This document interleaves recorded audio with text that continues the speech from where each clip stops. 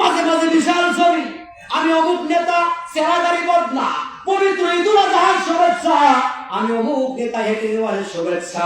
এই নেতা ওই ব্যানারের পিছনে হাজার হাজার টাকা খরচ না করিয়া ওই টাকা দিয়ে যার পরনে কাপড় নাই কাপড় কিনে দে, যার ঘরে খাবার নাই খাবার কিনে দে। জনগণ তোমার জন্য চোখের পানি ফেলে তাহাজ্জুদ করে দোয়া করবে। জোরে বলি সুবহানাল্লাহ। ভাইরা আমার, তাহলে সব জায়গায় যদি রবার রব হয়, আমাদের দিনের ভিতরে ভয় থাকতে হবে।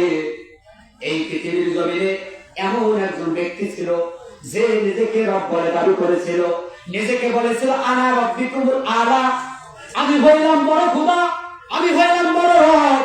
এর নাম ছিল কাবুস। কি নাম? নাম ছিল কাবুস, নাম ছিল বলখিয়া। কিপ্তিদের তরফ থেকে নাম হলো রামসি। আর মিশরের বাদশা হওয়ার পর রূপালী নাম হলো ফেরাউন। কথা বলেন ঠিক কিনা? ভাইয়েরা আমার, এই ফেরাউন ছিল হতভাগা, বাবার ত্যায্য পুত্র সন্তান, গ্রামে কোনো কাজকর্ম পায় না। তার বাল্যকালের একজন বন্ধু ছিল, নাম ছিল তার হামান। ওর মাথা ছিল বুদ্ধির কামান, একেবারে এয়ারপোর্ট মাথার মধ্যে একটা চুল ছিল না, একেবারে টাকলা মুরাদের মতো। কথা বলেন ঠিক কিনা? আজ পৃথিবীর জমিনে যাদের মাথায় চুল নাই, ওদের বুদ্ধি বই টাকলা মুরাদের মতো। কথা বলেন ঠিক কিনা? আমার ভাইয়েরা, রাত 12টার পর দেখবেন কষ্টর মধ্যে হাত পা চোখ কান সবকিছু আছে, কিন্তু মাথার মাথায় মাল নাই। বাংলা ভাষায় বলা হয় মাথায় চুল নাই। কথা বলেন ঠিক কিনা? এদের বুদ্ধি দেখবেন সবসময় কোরআনের বিরোধিতা করা, ইসলামের বিরোধিতা করা। ও ভাইরা আমার, এই হামানের মাথা ছিল বুদ্ধির কামান। হামানকে সঙ্গে নিয়ে মিশরে চলে গেল। ওই মিশরে যাওয়ার পরে বাবা সবার প্রথমে তরমুজের গাছের গোড়ায় পানি দেয়, তরমুজের খেতে নিবারি শুরু করে দিল। আমার বাবাজিরা ভালো করে বুঝবেন, শর্ট করে বোঝানোর জন্য আপনাদের বলতেছি। আমার একদিন ওই দেশের মধ্যে একজন গোরস্থানে দারোয়ান ছিল, বাধ্যতাজনতার কারণে দারোয়ান মারা গেল। নির্বাচন শুরু হয়ে গেল। ওই তরমুজের খেতে লিবার ফেরাউন দাঁড়িয়ে গিয়েছে। ফেরাউনের কথাবার্তা চেহারা বাদশার পছন্দ হয়ে গেল। বাদশা ডাকতে বলে, দেখাবে তোমাকে দেখে খুব ভালো লেগেছে বাবা, এই গোরস্থানের দারোয়ানের চাকরি আমি তোমাকে দিয়ে দিলাম। তখন মিশরের সরকারি গোরস্থানের দারোয়ান হয়ে গেল ফেরাউন। ভাইরা আমার, এবার ফেরাউন দারোয়ান হওয়ার পর মনে কর, আহারে এত কষ্ট করিয়া দারোয়ানের চাকরি পাইলা, বাদশা তো মাসে মাসে আমাকে বেতন দেয়, এটা ঠিক আছে, কিন্তু এই গোরস্থানের ভিতরে যারা লাশ যাপন করতে আসবে তাদের কাছে যদি একটা করে দিরহাম নেই, তাহলে তো কোনো অসুবিধা নাই। তখন সুদের সিস্টেম চালু করে দিল। এই পৃথিবীর জমিনে সবার পুত্র সুদের সিস্টেম, ঘুষের সিস্টেম চালু করে দিয়েছিল ফেরাউন। কথা বলে ঠিক কিনা? আজ যারা সুদ খায়, ঘুষ খায়, বুঝতে হবে ওদের রক্ত আর ফেরাউনের রক্ত এক। কথা বলেন ঠিক কিনা? আমার ভাইয়েরা, মাস শেষে খাতার কলম নিয়ে সুদের লাভের টাকা তুলে বেড়ায়, এরকম বেয়াদব আমাদের সমাজে আছে না? আছে না? ভাইয়েরা আমার, গভীর মনোযোগ দিয়ে শুনে, আমি কাউকে উদ্দেশ্য করে কোনো কথা বলতেছি না, আল্লাহর কোরআন থেকে কথাগুলো বোঝানোর জন্য বলে যে বাবা, এত পরিমাণ সুদ আর ঘুষ আসা শুরু হয়ে গেল। টাকা উঠতে উঠতে ফেরাউনের টাকা রাখার কোনো জায়গা নাই। ফেরাউন ডাকতে বলে, বন্ধু হামান, তোর মাথা হলো বুদ্ধির কামান, একটা বুদ্ধি বের করবে বন্ধু, এত টাকা কি করবো? হামান ডাকতে বলে, বন্ধু রে, টেনশন করার কোনো কারণ নাই। এই রাষ্ট্রের মধ্যে অনেক গরিব মানুষ রয়েছে, অনেকের খাজনা বাকি পড়ে গিয়েছে। আপনি যদি তাদের খাজনাগুলো পরিশোধ করে দেন, তখন জনগণ আপনাকে বলবে না। আচ্ছা বাবা বলেন তো, ভোটের আগে একটু জনসেবামূলক কাজ করা দরকার আছে না? অনেক নেতা আছে দেখবেন, ভোটের আগে রাস্তার মধ্যে দিয়ে রাস্তা পাকা করে দেয়। গ্রামের লোক যদি মনে করে, বাবা জিজ্ঞাসা করে, কি ব্যাপার আপনি কেন রাস্তার মধ্যে দেন? বলে, যদি বৃষ্টির দিনে ছোট বাচ্চারা স্কুলে যাইতে পারে না, রাস্তায় বড় কাদা হয়, আমার বড় চিন্তা হয়, কষ্ট হয়। আপাতত 2 গাড়ি কিনে দিলাম, আর সামনে আমি ভোট চাই না, দোয়া চাই। যদি দোয়া করে একবার আমাকে এলাকার চেয়ারম্যান নেতা বানাইতে পারেন রে, তাহলে আমার প্রথম কাজটা হবে এই রাস্তা পাকা করে দেওয়া। কথা বলেন ঠিক কিনা? এই স্লোগান দিয়ে যদি একবার নেতা হতে পারে, 5 বছর হয়ে যায়, নেতার চেহারা এলাকায় খুঁজে পাওয়া যায় না। মাঝে মাঝে বিশাল ছবি, আমি অমুক নেতা, চেহারাদারি বদলা, পবিত্র ঈদুল আজহার শুভেচ্ছা, আমি অমুক নেতা, হেঁটে নেওয়ার শুভেচ্ছা। এই নেতা ওই ব্যানারের পিছনে হাজার হাজার টাকা খরচ না করিয়া, ওই টাকা দিয়ে যার পরনে কাপড় নাই কাপড় কিনে দে, যার ঘরে খাবার নাই খাবার কিনে দে। জনগণ তোমার জন্য চোখের পানি ফেলে তাহাজ্জুদ করে দোয়া করবে। জোরে বলি সুবহানাল্লাহ।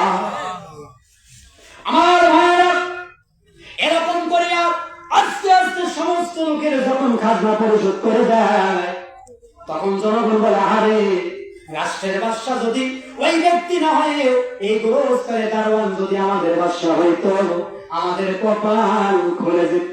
আমার ভাইরা দেখেন আল্লাহর কুদরত খেলা গেল। কিছুদিন যাবার পরে ওই দেশের মধ্যে একজন নেতা ছিলেন, দেশের মধ্যে একজন প্রধানমন্ত্রী ছিল। বাধ্যতার কারণে তিনিও মারা গেল। ফিরাউন দাঁড়িয়ে গেল। আগে তো জনগণের মনটা কিনে নিয়েছে। ফিরাউন ডাক দিয়ে বলে, তোমরা শোনো, রাষ্ট্রের মধ্যে তো বাদশা ছাড়া রাষ্ট্র চলে না, তোমরা বলো এই রাষ্ট্রের বাদশা কি হবে? আগেই তো জনগণের মনটা কেড়ে নিয়েছে। জনগণ বলে, বাবা আপনি তো আগেই জনসেবামূলক কাজ করেছেন, আপনার যারা তো আমাদের বাকি নাই। আমরা ফিরাউন দাঁড়াইছে যে মার্কায়, ভোট দেব সেই মার্কায়। কথা বলেন ঠিক কিনা? আমার এক চান্সে ওই দেশের বাদশা হয়ে গেল ফিরাউন। এবার ফিরাউন বাদশা হওয়ার পর মনে মনে করে, হারে এত কষ্ট করে কাটকোট করে চেয়ারে বসলাম, অন্তত আমার ভাগ্যটা গবেষণা করে দেখি, আমার ভবিষ্যৎ জীবনে কি কি আছে। আমার ভাইরা গভীর মনোযোগ দিয়ে শোনেন বাজার। এবার ফিরাউনের দরবারে 114 জন জ্যোতিষী ছিল। তার মধ্যে বয়স্ক জ্যোতিষীর নাম ছিল দবিরা, বয়স ছিল 365 বছর। ডাকতে বলে, দবিরা রে, দেখ দেখ আমার ভাগ্য গবেষণা করে দেখ, আমার ভবিষ্যৎ জীবনে কি কি আছে। দবিরা ডাকতে বলে, নিকা যদিও আপনি আঙ্গুর কুইলা করার গাছ ছিলেন, তরমুজের ক্ষেত্রে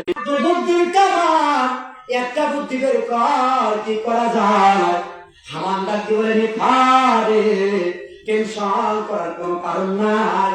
এই রাষ্ট্রের মধ্যে যতগুলো ছেলে সন্তান হবে সকলকে হত্যা করে এই দুনিয়া থেকে বিদায় করে দাও। হাজার হাজার চলে যায়।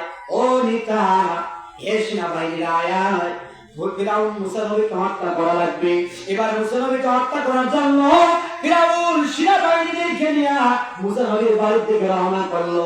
মুসা নবীর বড় বোন নাম ছিল, ছেড়ে দিল। এবার ফিরাউনের সেনাবাহিনীরা এসে মুসা নবীর বাড়ি তল্লাশ করে সিউড়ি অভিযান চালায়, কিন্তু আল্লাহর পয়গম্বর মুসাকে পাওয়া যায় না।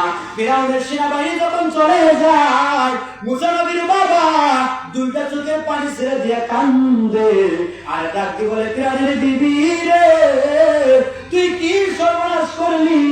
ওরা যদি আমার সন্তান মুসাকে হত্যা করতো, লাশটাকে বুকে নিয়ে কাঁদতে পারতাম, তবুও মনের জ্বালা মিটবে, কিন্তু তুই কি সর্বনাশ করলি? আমার মন সাক্ষী দিয়ে পায়, যায় দে আমার সন্তান মুসা বাসরুরে মন। এবার মুসা নবীর জ্বলন্ত আগুনের মধ্যে যায় দেখি আল্লাহর পয়গম্বর মুসা নবী মরে যায়। আল্লাহর পয়গম্বর মুসা নবী ওই জ্বলন্ত করে নাই, কারণ আমার আল্লাহ তো বলেছেন, ওয়া মাকারু ওয়া মাকারাল্লাহ ওয়াল্লাহু খায়রুল মাকিরিন। এভাবে কতদিন সন্তানকে লুকিয়ে রাখবা মা? এভাবে লুকিয়ে রাখলে চলবে না। তাড়াতাড়ি একটা সিন্দুক বানানোর ব্যবস্থা করবে মা। ওই সিন্দুকের ভেতরে তোমার ছেলে মুসাকে তুলিয়া নীল দরিয়ার মধ্যে ভাসিয়া দাও। কথা দিলাম আমি তোমার ছেলেকে তোমার বুকের দুধ খাওয়াই। আহারের জীবনে কোনদিন এরকম কোন মিস্ত্রি নামের কোন আওয়াজ শুনি নাই। মিস্ত্রি বাড়ির দিকে আসো বাবা। এবার মুসা নবীর মা যখন ডাকলেন, মিস্ত্রি যখন চলে গেলেন, এবার মুসা নবীর মা ডাকতে বলে, মিস্ত্রি রে, তুমি কি সব বানাতে পারো? মিস্ত্রি ডাকতে বলে, মা আপনি যদি মনে করেন এমন একটা সিন্দুক আপনার প্রয়োজন, যে সিন্ধুকের ভিতরে তোমার ছেলে মুসাকে দুনিয়া নীল দরিয়ার মধ্যে ভাসিয়া দিল না, এরকম সিন্ধুক আমি স্ত্রী বানাইয়া দিতে পারি। কিছু যন্ত্রপাতি আছে মা, ঝাড় দেওয়ার জন্য একটু পানির প্রয়োজন হতে পারে, আবার নাও লাগতে পারে। মা যাও এক বদলা পানি নিয়ে আসো। মুসা নবীর মা বাড়ি থেকে পানি নিয়ে আসো, দেখে ওই মিস্ত্রি সুন্দর একটা বাস্ক বানিয়ে দাঁড়িয়ে আছে। জোরে বলি সুবহানাল্লাহ। এবার সিন্ধুকটা বিপদে পড়ে মা, আমি মিস্ত্রি তাদের উপকার করি, বিনিময়ে কোনো পয়সা করি গ্রহণ করি না। মুসা নবীর মা ডাক দি বলে, মিস্ত্রি রে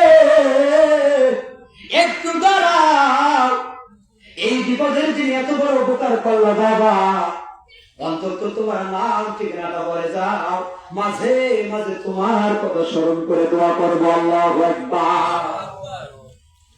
মিস্ত্রি বাদ করছে, ডাক দি বলে, মা ও আমি এই দুনিয়ার কোন মিস্ত্রি না, আমি এই পৃথিবীর কোন মিস্ত্রি না। গভীর মনোযোগ দিয়ে শুনবে।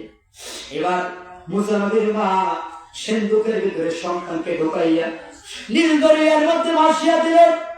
আর তার বড় মেয়ে মরিয়মকে বলে, মা রে সিন্ধুকটা ভাসতে ভাসতে কোথায় যায় থামে, খবর নিয়ে বাড়িতে আসবে। আমার বাবাজিরা, আমাদের বাংলা ভাষায় একটা কথা আছে, যেখানে বাঘের ভয় ওইখানে গেলে রাত হয়। কথা বলেন ঠিক কিনা? সিন্ধুক ভাসতে ভাসতে ফিরআউনের দরবারে চলে গেল।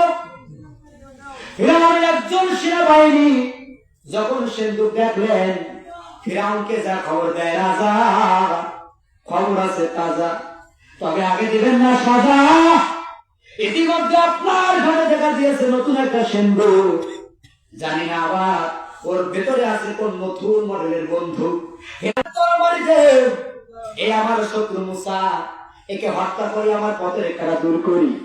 আসিয়া ডাকতে বলে, স্বামী গো, অনেক সন্তান হত্যা করলাম, তাও কি তোমার মনের জ্বালা মিটলো না?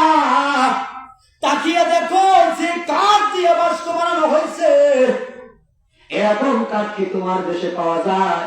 আসিয়ার কথা মতো ফিরআউন তাকিয়ে দেখে, এরকম দামি কাঠ তো তার দেশে পাওয়া যায় না। আসিয়া ডাকতে বলে, স্বামী আমার, যেহেতু কাঠটা তোমার দেশের নয়, আমার মনে মাসে মাসে বেতন দেওয়া হবে, বোনাস দেওয়া হবে, হাজার হাজার মহিলা ব্যক্ত হয়ে ফিরে যায়, কিন্তু আল্লাহর পয়গম্বর মুসা নবী কারো স্তরের দুধ খায় না। জোরে বলি সুবহানাল্লাহ। আমার ভাইরা, হাজার হাজার মহিলা যখন ব্যক্ত হয়ে ফিরে যায়, ওই যে লাইনের শেষে দাঁড়িয়ে আছেন যিনি, মুসা নবীর বোন মরিয়ম হলো তিনি। ডাক দিয়া বলে, আমি আছি, আরে এমন একজন মহিলার খবর আমার কাছে আছে, যে কোন সন্তান তার দুধ পান করা শুরু করছে। জোরে বলে আল্লাহু আকবার। আল্লাহ ডাক দিয়ে বলে, মুসার মা বলেছিলাম না আমি আল্লাহ তাআলা কখনো ওয়াদা ভঙ্গ করি না। আল্লাহু আকবার। এদিক মধ্যে একদিন ফিরআউন ডাক দিয়ে বলে, আসিয়া রে, সন্তান তো শুধু তো একবারে নয়, সন্তানটা তো আমার, যে একটু আদর করি, চুমা খাই, আদর করার জন্য যখন নাপাক মুখটা চুমা দেওয়ার জন্য গালের কাছে নিয়ে গিয়েছে, আল্লাহর পয়গম্বর মুসা নবী 5 কেজি ওজনের একটা চক তার কানের নামায় বসে দিয়েছে। জোরে বলি সুবহানাল্লাহ। একেবারে চিল্লায় বলছে, হে আসিয়া, তোর সন্তান আমার গালের মধ্যে থাপ করতেছে, বলে ঢং করা জায়গা পাও না, একটু বাচ্চা কোথায় থাপ করতে পারে, বলে গায়ে আমার আল্লাহ পাক রব্বুল আলামিন ওই পরিমাণ শক্তি দিয়েছিলেন। জোরে বলি আল্লাহু আকবার। আমার ভাইরা, এবার অনেক লম্বা ঘটনা। আমার ভাইরা, এবার হাজার হাজার মহিলা যখন ব্যক্ত হয়ে ফিরে যায়, মুসা নবীর মা যখন দুধ পান করালেন, আসিয়া ডাক দিয়ে বলে, ও বোন, আপনি আমার এই সন্তানটাকে দুধ পান করাবেন, তোমাকে মাসে মাসে বেতন দেওয়া হবে, বোনাস দেওয়া হবে, থাকার পাউডার ফ্রি করে দেওয়া হবে। আটলান্টিক মহাসাগরের নিচে বাঁধায়, আর আমি আল্লাহ তাকে মারবো, 10 তলা বিল্ডিং এর ভিতরেও থাকবে তারে মারবো।